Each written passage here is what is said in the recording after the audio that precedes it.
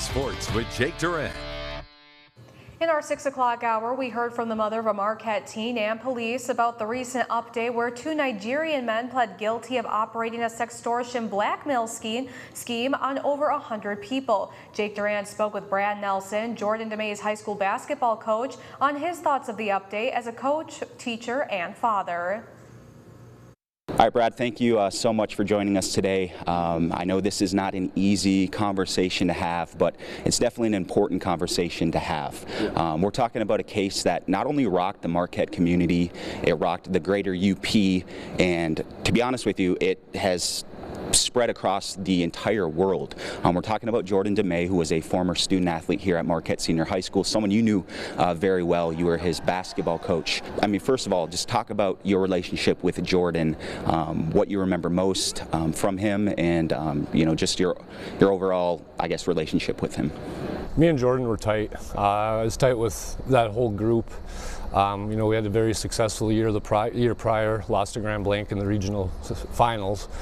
We had Jordy, Justin Jermu, David Eberhard coming back, so we were close. They got a lot of minutes, and Jordan was the ultimate competitor. He was not going to get outworked. He was going to die for loose balls. He was going to lead by example, not only on the court but off the court.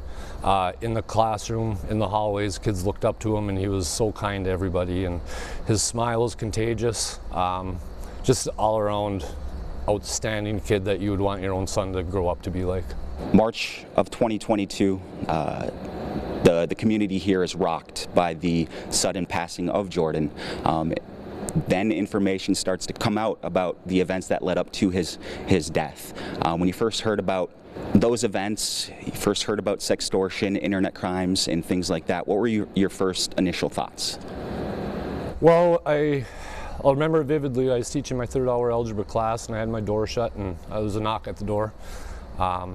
And before I could get to the door, I heard keys going into the lock to unlock it, and I was kind of curious because that's never happened before. And the door opened up, and it was John Young, our principal, and then Steve Solinsky, who's the science teacher here, came in, and Steve patted me on the back, and could tell he knew something was up. John called me out of his room and didn't say a word, walked down to his office, and I was concerned about my family. I thought something happened to my child, my kids, my daughters in Duluth, my wife, and sat down in his office, and he paused for about 5 seconds and told me Jordan took his life. And at that time we knew nothing. And going through my mind, I was like, what did I miss?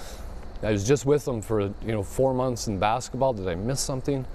And you start pointing the finger at yourself, and then later on that week we found out what happened. And it was the same time. It was during my 3rd hour, the news came out. I got a news alert on my phone from the sheriff's office, and I read it, and I had to leave. I had to leave my room, called the office, came down to my coach's office, and I just couldn't handle it.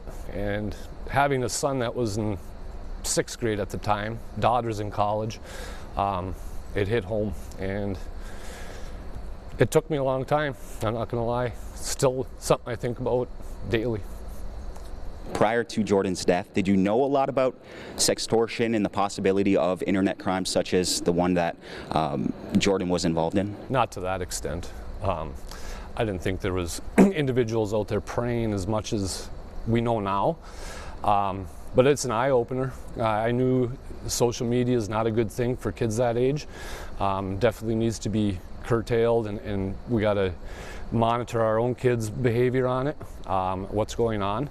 But to find out what happened for the amount of money that they wanted is sickening, and I'm glad they were caught. And I wish they got more than what they did get, but hopefully everybody learned from it. I think our school, the kids, definitely learned a lesson from it, and hopefully they can continue to empower themselves to stand up for doing the right thing. You mentioned you think it's not enough because it's a minimum of 15 years, a maximum of 30 years, but you kind of mentioned you feel like that's not enough for them. No, it's murder.